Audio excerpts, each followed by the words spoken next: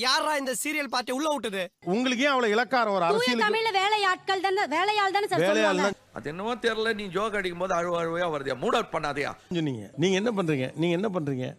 நான் கொஞ்சம் பைத்தியம் தனியா பேசிக்கிட்டு இருக்கேன். நான் வந்து ஹாஸ்பிடல் ஒர்க் பண்றேன் சார். ஒரு பேஷண்ட் நான் இருக்கிறேன், உங்கள்ட்ட வந்து நீங்க வேலையாள் அப்படின்னு சொல்லுவாங்க.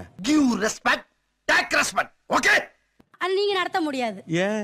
ஏன்னா அவரோட ப்ரொஃபஷன் அந்த மாதிரி. உனக்கு வந்தா ரத்தம், எனக்கு வந்தா தக்காளி சட்னா மச்சால. ப்ரொஃபஷனுக்கு நம்ம கொடுக்குற மரியாதை. இது என்ன கதையா இருக்கு? ஒரு எம்எல்ஏக்கு நம்ம மரியாதை இல்லையா அப்ப? வாஸ்தவம் தான்.